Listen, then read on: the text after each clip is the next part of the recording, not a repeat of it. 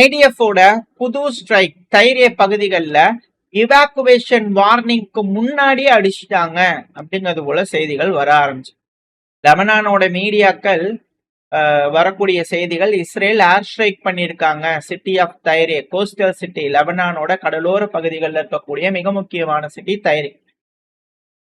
IDF இதுல evacuation warning கொடுத்திருந்தாங்க, மொத்த சிட்டி விட்டு எல்லாரும் வெளியே கிளம்புங்க, புறநகரங்கள், அந்த சிட்டியோட புறநகரங்கள், அப்புறம் அந்த சிட்டிக்கு பக்கத்துல இருக்கக்கூடிய கிறிஸ்டியன் நெய்பர்ஹுட்ஸ் எல்லாத்தையும் வந்து பாத்தீங்கன்னா இவாக்குவேட் பண்ணுங்கன்னு ஒரு ஆர்டர் கொடுத்திருந்தாங்க.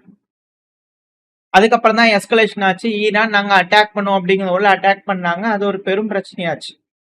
ஸோ நீங்க லெபனான்ல தொடர்ந்து தாக்குதல் பண்ணிட்டே இருந்தீங்கன்னா, அதுவும் குறிப்பா தைரேல அட்டாக் பண்ணீங்கன்னா நாங்க திரும்ப அட்டாக் பண்ணுவோம் அப்படிங்கிறது போல ஈரான் அட்டாக் பண்ணியிருந்தாங்க. அதுக்கு ரிட்டாலியேஷன் ஸ்ட்ரைக், அதுக்கு பேச்சுவார்த்தை. ட்ரம்ப் அவர்கள் நடுவுல வந்து பேச்சுவார்த்தையை முடிச்சு வச்சார், பேச்சை முடிச்சு சண்டையை திருப்பியும் நிறுத்தினார் அப்படிங்கிற செய்திகள். இதுக்கப்புறம் அட்டாக் பண்ண நீங்க தனியா தான் பாத்துக்கணும் அப்படிங்கறதெல்லாம் நம்ம பார்த்தோம். ஆனா அது முடிஞ்சு ஒரு நாள் கூட ஆகல. இப்ப லெபனான்ல திரும்பவும் ஐடிஎஃப் ஒரு ஸ்ட்ரைக்க பண்ணிட்டாங்க தைரே பகுதிகளில். இவாக்குவேஷன் ரெக்வஸ்டுக்கும் முன்னாடியே அதை வந்து பாத்தீங்கன்னா செஞ்சதுனால 8 நபர்கள் கொல்லப்பட்டிருக்காங்க இந்த ஏர் ஸ்ட்ரைக்ல அப்படிங்கிற செய்திகள் வருது. இப்படி இருக்கும்போது ஈரானோட ரெஸ்பான்ஸ் எப்படி இருக்கும்? நேத்திக்கு தான் எஸ்கலேஷன் முடிஞ்சிச்சு அப்படின்னு பார்த்தோம்னா, இப்ப திரும்பவும் லெபனான்ல ஒரு ஸ்ட்ரைக் இஸ்ரேல் பண்ணியிருக்காங்க. இதுக்கு ஈரான் பதிலடி கொடுக்குமா? ஈரானோட அந்த லெவல் எந்த அளவுக்கு எக்ஸ்ட்ரீமா அவங்க போவாங்க அப்படிங்கிற அந்த லெவலை டெஸ்ட் பண்றதுக்காக இது போல செய்யறாங்களா? அதாவது அமெரிக்கா வந்து பாத்தீங்கன்னா ஈரானை நோட்டமிடுறதுக்காக எப்படி மிசைல்களை ஏவுறாங்க. இப்போ பிரச்சனைன்னு ஒரு வருது, இஸ்ரேல் ஈரான் இந்த பிரச்சனை தொடர்ந்து நடக்குது, எஸ்கலேட் ஆகுது. ஈரான் தொடர்ச்சியா மிசைல்களை ஏவிட்டே இருப்பாங்க. அப்படி ஏவுறாங்க அப்படின்னா அது வந்து பண்ண இஸ்ரேல போய் தாக்குதல் பண்ணது, இழப்புகள் ஏற்படுறது ரெண்டாவது. ஆனா அமெரிக்கா இந்த இடத்துல நாங்க இன்வால்வ் ஆக மாட்டோம், எங்களுக்கு அதுக்கு சம்பந்தம் இல்லை அப்படிங்கிறது போல மறைமுகமா கண்காணிக்கிறதுக்கு வாய்ப்பு இருக்கு. இது போல எஸ்கலேட் பண்ண ஈரான் கோவப்பட்டு மிசைல்களை லான்ச் பண்ணுவாங்க.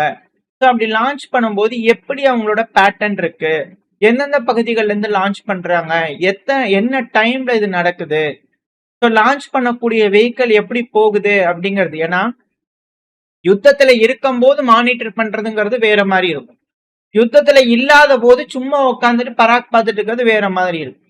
ஸோ இதுல அமெரிக்கா எக்ஸ்க்ளூட் ஆகி இஸ்ரேலை மட்டும் இதுல என்கேஜ் பண்ண வைக்க ட்ரை பண்றாங்களா அப்படின்ற கேள்விகள். ஈரான் கொஞ்சம் தெளிவா இருந்துக்கணும், அப்படி இல்லைன்னா கண்டிப்பா சிக்கல் தான். ஏன்னா இந்த இடத்துல இருக்கக்கூடிய உளவு விமானங்கள், உளவு ட்ரோன்கள், இது எல்லாமே இன்டெலிஜென்ஸ் டேட்டாவை சேகரிச்சு இஸ்ரேலுக்கு கொடுக்கப்படும். இஸ்ரேல் துல்லியமா தாக்குறதுக்கு வாய்ப்புகள் அதிகம். இங்க ஈரான் தனித்து விடப்பட்டதுனால அவங்க தனியா இருந்து இது போல அட்டாக் பண்ணாம விட்டுட்டாங்க அமெரிக்காவை அப்படின்னா பெரும் சிக்கலா ஏற்பட்டுரும். ஸோ இப்ப இந்த இடத்துல என்ன மாதிரி ரெஸ்பான்ஸ் ஈரான் கொடுக்க போறாங்க, இல்ல ரெஸ்பான்ஸ் கொடுப்பாங்களா மாட்டாங்களா அப்படிங்கிறது வெயிட் பண்ணி பார்க்கலாம். ஆனா அட் த சேம் டைம் தொடர்ச்சியா காசாலையும் அட்டாக் பண்ணிட்டு தான் இருக்காங்க இஸ்ரேல்.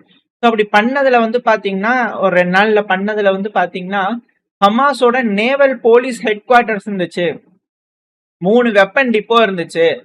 இதெல்லாம் இஸ்ரேலோட ஏர்ஃபோர்ஸ் வந்து பாத்தீங்கன்னா குண்டுகள் போட்டு தகர்த்தெறியப்பட்டிருக்கு. ஹெட் குவார்டர்ஸ், நேவல் போலீஸோட ஹெட் குவார்டர்ஸ் காசால இருக்கு. கடலோர பகுதிகளில் அந்த கடல் தண்ணி எடுத்து பம்ப் பண்ணது என்ன, ஏகப்பட்ட வேலைகள் எல்லாம் செஞ்சு பார்த்துட்டாங்க இஸ்ரேல். எதுவுமே கை கொடுக்கல. அந்த டனல்கள்லாம் பெருமளவில் அவங்களால ஒன்றும் செய்ய முடியலன்னா பின்வாங்கியிருக்காங்க, சீஸ்ஃபயர் போட்டிருக்காங்க. இப்ப திரும்ப அதுல வந்து பாத்தீங்கன்னா குண்டுகள் போடுறாங்கன்னா இதை நார்மலைஸ் பண்றாங்களா? அவங்க மட்டும் எந்த அட்டாக்கும் பண்ணக்கூடாது, ஆனா இஸ்ரேல் மட்டும் தொடர்ச்சியா அட்டாக் பண்ணிட்டே இருப்பாங்க, அதுக்குதான் சீஸ்ஃபயர் போட்டு வச்சிருக்காங்களா அப்படின்ற கேள்விகள். இதை மேலும் மேலும் வந்து பாத்தீங்கன்னா இது போல அட்டாக் பண்ணிட்டே இருக்காங்கன்னா அந்த நாடுகள் வீக் ஆகிட்டே இருப்பாங்க. குறிப்பா லெபனான்ல இருக்கக்கூடிய ஹிஸ்புல்லா வந்து பாத்தீங்கன்னா தொடர்ந்து வீக் ஆகிட்டே இருப்பாங்க. அப்படி வீக் ஆகுறாங்க அப்படின்னா அது ஈரானுக்கு நல்லதில்ல. ஸோ ஈரான் ரெஸ்பாண்ட் பண்ணுவாங்களா மாட்டாங்களா, அவங்க என்ன முடிவுகள் எடுக்க போறாங்கிறது வரக்கூடிய செய்திகள் வச்சு அடுத்தது மேல பார்க்க ஆரம்பிக்கலாம். ஸோ இப்படி இருக்கக்கூடிய சமயத்துல ஹிஸ்புல்லா வந்து பாத்தீங்கன்னா லெபனான் அத்தாரிட்டிஸ்க்கு வந்து பண்ண அர்ஜ் பண்ணியிருக்காங்க. பாத்தீங்களா வேலைய அடிச்சுட்டே இருக்கிறாங்கல்ல, ஈரானோட போய் மரியாதை நல்லா பேசுற வேலையை வச்சுக்கணும், ஈரானோட டைஸை மெண்ட் பண்ணுங்க அப்படின்னு சொல்லிக்கிறாங்க. இதுக்கு முன்னாடி இஸ்ரேலோட பேச்சுவார்த்தை நடத்துறதுனால ஈரானுக்கும் எங்களுக்கும் ஈரான் எங்களோட நாட்டுக்குள்ள பிரச்சனைகளை உள் விவகாரத்தை தலையிடாதீங்க அப்படின்னு மிரட்டல்கள் இருந்தாங்க. இது போல தொடர்ச்சியா செஞ்சுட்டு இருக்கிறதுனால ஈரான் தான் அவங்களுக்கு சப்போர்ட்டிவா வரக்கூடிய ஒரு சூழ்நிலை அப்படிங்கிறதுனால லெபனான்ல இருக்கக்கூடிய ஹிஸ்புல்லா லெபனான்ல அந்த அதிபர் பிரைம் மினிஸ்டர் இருப்பாங்களே, ஸோ அவங்களுக்கு ஒரு மிரட்டல் விட்டுருக்காங்க. ஏன் இஸ்ரேல என்னான்னு கேட்கறது அப்படின்னா, இப்ப இந்த பிராந்தியத்துல இருக்கக்கூடிய ஒரே நாடு ஈரான் மட்டும்தான். ஸோ அப்படி இருக்கும்போது ஈரான் கூடயும் வந்து பாத்தீங்கன்னா பகைச்சுக்கிட்டா எப்படி அவங்களுக்கு சேஃப்டி செக்யூரிட்டி கிடைக்கும்? ஸோ நம்மளுக்கு சேஃப்டி செக்யூரிட்டி வேணும்னா பேச்சுவார்த்தை ஒன்றும் கிடைக்காது, போய் ஈரானோட மென்டு டைஸ் பண்ணுங்க போங்க அப்படிங்கிறது போல ஹிஸ்புல்லா தரப்பு வந்து அர்ஜ் பண்றாங்க அப்படிங்கிற செய்திகள் வந்துட்டு இருக்கு. பார்க்கலாம். ஏன் இஸ்ரேல் அடிக்கிறது ஈரானால மட்டும்தான் முடியும் அப்படின்னா, ஏன்னா இஸ்ரேல் ஈரானை தாக்குதல் பண்ணதுல வந்து பாத்தீங்கன்னா பெருமளவுல எதுவும் நடந்த மாதிரி தெரியல. அதில் ஐடிஎஃப் என்ன கிளைம் பண்ணியிருக்காங்க அப்படின்னா, ஈரானோட ஏர் டிஃபென்ஸ் ஃபோர்ஸுக்கு சொந்தமான 2 நபர்களை நாங்க கொண்டிருக்கலாம் அப்படிங்கிற ஐடிஎஃப் தரப்பு வந்து கிளைம் பண்றாங்களாம். இஸ்ரேலோட மீடியாக்கள் கிளைம் பண்றாங்க. இதே ஈரான்ல ஏதாவது ஒன்று செஞ்சிருந்தாங்கன்னா நாங்க அதை பண்ணிட்டோம் இதை பண்ணிட்டோம் அப்படி பண்ணிட்டோம் அப்படிங்கிற சொல்லியிருப்பாங்க. எதுவும் பண்ணல அப்படிங்கறதுனால 2 நபர்களை கிளைம் பண்றாங்களா அப்படின்ற கேள்விகள். ஆனா இதே ஈரான் மறுபக்கம் அமைதியா இருக்காங்க. ஆனா மேற்கு மீடியாக்களோட சேட்டலைட்ஸ் எந்த அளவுக்கு இழப்புகளை ஏற்படுத்தி இருக்கு அப்படிங்கறத காட்டுறாங்க ஈரானோட தாக்குதல்னால. நம்ம என்ன பார்த்தோம், இஸ்ரேலோட ஏர்பேஸே அடிச்சுட்டாங்க ஈரான் அப்படிங்கிறது பார்த்தோம் போன பதிவுக்கு முந்தின பதிவுல. இப்ப இந்த பதிவுல வரக்கூடிய சேட்டலைட் இமேஜ் வச்சு என்ன தெரியுது அப்படின்னா, பேட்ரியாட் ஏர் டிஃபென்ஸ் சிஸ்டமோட பேட்ரியாட் மிசைல் பேக் 3/2, அதாவது பேக் 3 இருக்கலாம் பேக் 2 இருக்கலாம். அந்த லான்ச்சர் பேட்டரிஸ் இருக்கும் இல்லையா, அல் சலீம் ஏர்பேஸ்ல குவைத்துல இருக்கக்கூடிய அந்த பேட்டரி மேலேயே அடிச்சிருக்காங்க அப்படிங்கறதோட சேட்டலைட் இமேஜ் வந்திருக்கு. ஈரானோட பெலிஸ்டிக் மிசைல் இந்த ரீசன்ட் தாக்குதல்கள்ல ரொம்ப துல்லியத்தன்மை அதிகரிச்சிருக்கு. வெறும் மிசைலை மட்டும் ஏவல, துல்லியமான மிசைலை ஈரான் ஏவுறாங்க. அதிகப்படியான இழப்புகள் பொருள் சேதங்கள் அமெரிக்காவுக்கு ஏற்பட்டிருக்கு.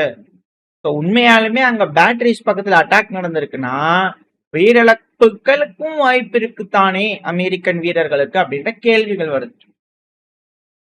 இந்த ஒரு காரணத்தினாலேயே என்னமோ தெரியல, உக்ரைனோட ஏர்போர்ஸ் ஆண்டனவ் 26 ட்ரோன்கள் வந்து பண்ண ஆண்டனவ் ரக விமானங்கள் ட்ரோன்களை வந்து பாத்தீங்கன்னா தொடர்ந்து சவுதி அரேபியா UAE இதுங்களுக்கு எல்லாம் கொடுக்கும் வண்ணம் இருக்கு.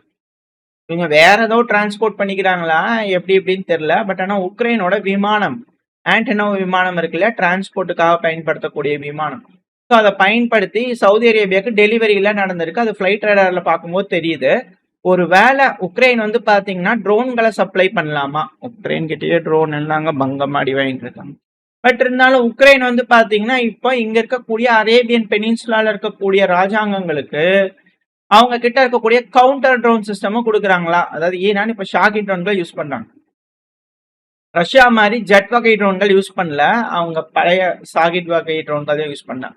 ஸோ இன்டர்செப்டார் ட்ரோன்களை யூஸ் பண்ணாங்க அப்படின்னா இப்ப ரஷ்யாவும் அது போல யூஸ் பண்றாங்க. மாசா அனுப்பும்போது இது கொஞ்சம் ட்ரோன் அது கொஞ்சம் ட்ரோன் அப்படின்னு அனுப்பிச்சிட்டு இருக்காங்க. இதுல இன்டர்செப்டார் ட்ரோனை யூஸ் பண்ணும்போது இது போல அந்த மோட்டர் வண்டி மாதிரி சத்தம் வருது, மொப்பட்டு வண்டி மாதிரி அப்படிங்களா சொன்னாங்க இல்லையா, விங்ஸ் இருக்கக்கூடிய அந்த சுத்தக்கூடிய டெய்ல இருக்கக்கூடிய ட்ரோன்கள். ஸோ அந்த ட்ரோன்களை வந்து இன்டர்செப்ட் பண்ண முடியும். அதுக்கு அதிகப்படியான மிசைல்கள் லான்ச் பண்ணுன்ற நீட் இல்லை. ஸோ இந்த 3ஆம் கல்ஃப் யுத்தத்துக்கு வந்து பாத்தீங்கன்னா அதிகப்படியா ட்ரோன்களை டவுன் பண்றதுக்கு உக்ரைன் உதவுறாங்களா அப்படின்ற கேள்வி. இதுல என்ன ஒரு வேடிக்கைனா, தான் சொந்த மக்களையே வந்து பாத்தீங்கன்னா சித்திரவதை பண்ணக்கூடிய வேலைகள்ல இறங்கி இருக்கிறாங்க உக்ரைன் அப்படிங்கிறது போல கேள்விகள். என்னன்னா புடிச்சிட்டு போறாங்க ஆளுங்களை, புடிச்சிட்டு கொண்டு போய் ட்ரைனிங்க்கு விட்டா அப்படின்னா ட்ரைனிங்ல இருந்து தப்பிச்சு ஓடிடுறாங்க. அதையும் மீறி எல்லாத்தையும் பிடிச்சி எல்லாத்தையும் பண்ணா ஃப்ரண்ட் லைன்ல கொண்டு போய் விட்டா ஃப்ரண்ட் லைன்ல இருந்து தப்பிச்சு ஓடிடுறாங்க. சண்டை பிடிக்கணும் அப்படிங்கிற எண்ணம் துளி கூட இல்லை.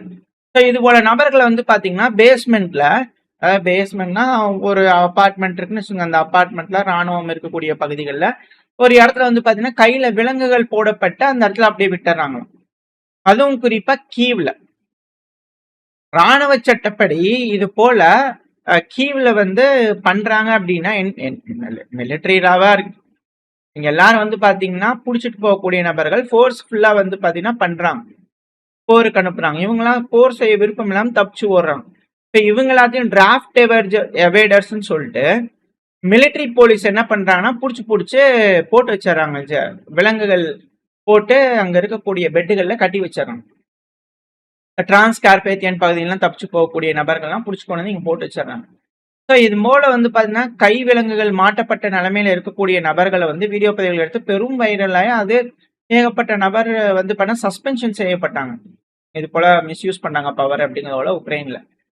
இப்ப திரும்பியும் அது கண்டினியூ ஆகிட்டே தான் இருக்கு அப்படிங்கிற வீடியோ பதிவுகள் வந்துகிட்டு இருக்கு.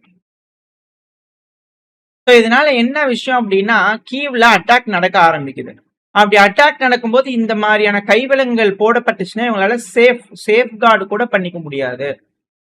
ஸோ உயிர் சேதங்கள் நடக்கும் அப்படிங்கிறது போல வந்து பாத்தீங்கன்னா பலரும் சொல்றாங்க. பரவாயில்ல, இவங்க ஃப்ரண்ட் லைன்ல போய் சண்டை பிடிக்க மாட்டாங்க, அதனால இப்படியே இருக்கட்டும். அந்த பயத்திலேயே இருந்தாங்க அப்படின்னா அந்த பயம் போகும் அப்படிங்கிறது போல ஏகப்பட்ட விஷயங்கள் என்னென்னமோ பேசிக்கிறாங்க. இதெல்லாம் எந்த அளவுக்கு கை கொடுக்க என்னன்னு தெரியல. பட் ஆனா சொந்த மக்களையே வந்து பண்ண இது போல செஞ்சுட்டு இருக்காங்க. இவங்க வந்து மத்த நாடுகளுக்கு உதவிகள் செய்யறாங்களே அப்படிங்கிற அடடா ஆச்சரியக்குறிகள் அப்படிங்கிறது போல. இது மட்டும் கிடையாது, ஃப்ரண்ட் லைனுக்கே அனுப்பிச்சாலும் நீங்களே யோசிச்சு பாருங்க, முன்னாடி மாதிரி கிடையாது ரஷ்யாவோட ஆயுதங்கள்லாம். இதே சேட்டலைட் இமேஜ் தான் எடுக்கப்பட்ட ஒரு இது. ரஷ்யாவோட கிளைடு பாம்புகள், இந்த ஃபேப் குண்டுகள் அப்படிங்கிற சொல்றோம் இல்லையா, ஃபேப் குண்டுகள் அப்படின்னா இப்போ லோட் ஆயிருக்கும் வீடியோ பதிவு, நீங்க பாத்துக்கோங்க. அதுவும் ட்ரீ லைன்ல அடிக்கிறதா, அதாவது மரவரிசை அப்படிங்கிறத சொல்லுவோம். இதுக்கு முன்னாடி நம்ம ரஷ்யா உக்ரைன் பிரச்சனையில களத்துல முன்னேறக்கூடிய விஷயங்கள் பார்க்கும்போது தொடர்ச்சியா பாக்குறவங்களுக்கு தெரியும் இந்த இடத்துல என்ன நடக்கும் அப்படிங்கிறது போல. மரவரிசைனா எதுக்கு அப்படிங்கிறது போல. புதுசா வர நபர்களுக்காக சொல்லிடுறேன். அந்த மரவரிசை மரங்கள் இருக்கிறதுனால அதுல வந்து பாத்தீங்கன்னா பங்கு பிரிச்சுருப்பாங்க. பிரெஞ்சு பதுங்கு குழி. அந்த பதுங்கு குழியில வந்து பாத்தீங்கன்னா சேஃபா உக்ரைனோட வீரர்கள் இருப்பாங்க. இப்போ ஓப்பனா கிரவுண்ட் இருக்கா, அந்த இடத்துல மரம் இருக்காது, ஒண்ணு இருக்காது. இப்ப ரஷ்யர்கள் வரணும் அப்படின்னா அந்த ஓப்பன் கிரவுண்ட்ல தான் வரணும். அந்த ஓப்பன் கிரவுண்ட்ல வராங்க அப்படின்னா தாக்குதல். இப்போ எந்தெந்த மரவரிசைலாம் டிராப் இருக்கும், டிராப்னா குண்டுகள், கன்னி வெடிகள் இதெல்லாம் இருக்கும். ஸோ எந்தெந்த மரவரிசைகள்ல அது போல இருக்கும், எந்தெந்த மரவரிசைகள்ல உக்ரைனியர்கள் இருக்காங்க அப்படிங்கிறத ட்ரோன்கள் மூலியமா கண்காணிச்சு அது மேல வந்து பண்ணா தாக்குதல் பண்ணுவாங்க. முன்னாடி மாதிரிலாம் இல்ல, துல்லியமா வந்து பாத்தீங்கன்னா அந்த மர வரிசையிலேயே போய் விழுகுது, அந்த பதுங்கு குழியிலேயே போய் விழுகுது கைடு பாம்புகள். எந்த அளவுக்கு அட்வான்ஸ்மெண்ட் ரஷ்யா இந்த கைடு பாம்புகளுக்கு செஞ்சிருப்பாங்க அந்த வீடியோ பதிவுகள் பார்த்தாலே தெரியும். தொடர்ச்சியா வெடிங்க, 1-2 கூட இன்ச்சு பிசுறாம அவங்க லான்ச் பண்ற, இப்ப ஃபேப் 250 4 குண்டுகள் லான்ச் பண்றாங்க, 5 குண்டுகள் லான்ச் பண்றாங்கன்னா எல்லாமே ஒரே இடத்துல அந்த ரெகுலர் கேப்ல வந்து பண்ணா விழுகுது. இதனால உயிர் சேதங்கள் அதிகரிக்கலாம். எந்த அளவுக்கான சேதங்கள் இந்த ட்ரெஞ்ச் லைன்ல அந்த மரவரிசைகள் உயிரிழந்திருக்கக்கூடிய உக்ரைனோட கவுண்ட் எடுக்க முடியுமான்னு அது கடவுளுக்கு தான் வெளிச்சம் அப்படிங்கிற சொல்றாங்க. இது ஜாப்ரோசிஷா பகுதியில் எடுக்கக்கூடிய சேட்டலைட் இமேஜ். அதுல டாட் டாட்டா இருக்கு இல்லையா, ரெட் கலருங்கிறது இது. அதுல டாட் டாட் பிளாக் டாட்ஸ் இருக்கும். அது வந்து பாத்தீங்கன்னா ஃபேப் குண்டுகள் விழுகப்பட்ட இடம். எந்த அளவுக்கு சேதங்கள் ஏற்பட்டிருக்கு, அதிகப்படியான உயிர் சேதங்கள் உக்ரைனுக்கு ஏற்பட்டிருக்கலாம் அப்படிங்கிற சொல்றாங்க. ஜெலன்ஸ்கி அவர்களை யார் கன்வின்ஸ் பண்ண போறாங்க அப்படிங்கிறது தெரியலையே அப்படிங்கிற பல அனலிஸ்டுகளோட கருத்துக்கள். உக்ரைனியன்ஸோட நிலைமை என்ன செய்யப்பட போகுது, சண்டை பிடிக்கல அப்படின்னா கைவிலங்கு போட்டு அடைச்சு வச்சிடுறாங்க. சண்டை பிடிக்க போனா அங்க ரஷ்யா குண்டை போட்டு அடிக்கிறாங்க. சண்டை பிடிக்கிறதுக்கு அதையும் மீறி சண்டை பிடிக்க போனா ஆயுதம் இல்லைங்கிறாங்க. என்ன வச்சுதான் அவங்க செய்வாங்க அப்படிங்கிற கேள்விகள் வருது. ரஷ்யா தொடர்ச்சியா பல பகுதிகளிலும் முன்னேறிட்டு இருக்காங்க. நம்ம அடுத்த பேர்ல ரஷ்யா உக்ரைன் பிரச்சனை பார்க்கும்போது பார்க்கலாம். ஸோ இந்த நிலைமையில யூரோப்பியன் யூனியனோட எஸ்கலேஷனும் நடந்துகிட்டு இருக்கு. ஸோ மிடில் ஈஸ்டும் எஸ்கலேட் ஆகிட்டு இருக்கு. ஜூன் மாசத்தோட தொடக்கத்திலேயே வந்து பாத்தீங்கன்னா பெருமளவுல எஸ்கலேஷனா இருக்கே. இது ஜூன், ஜூலை, ஆகஸ்ட், செப்டம்பர்னா உச்சகட்ட பதட்டத்துல எல்லாம் இருக்கு அப்படிங்கிற பல அனலிஸ்டுகளோட கருத்துக்கள். அது போல எதுவும் இல்லாம எல்லாம் பேசி தீர்த்துக்குவாங்கன்ற நம்பிக்கையில இந்த பையனா முடிச்சுக்கலாம். ஓரளவுக்கான தகவல்கள் இந்த பையில பார்த்துருப்போம். இந்த பதிவு எப்படி இருந்துச்சு, உங்களுக்கு பயனுள்ளதா இருந்துச்சுன்னா லைக் பண்ணிட்டு நம்மளோட ஷேர் பண்ணிக்கோங்க. அது கூட மறக்காம உங்களோட கருத்துக்களை கமெண்ட் செக்ஷன்ல சொல்லுங்க. கூடவே நம்ம சேனலை சப்ஸ்கிரைப் பண்ணலாம், மறக்காம சப்ஸ்கிரைப் பண்ணிக்கோங்க. இந்த பதிவு நல்லா இருக்கும்னு நம்பிக்கையில் அடுத்த பேர் உங்க சந்திக்கிறேன். Very stay safe, by.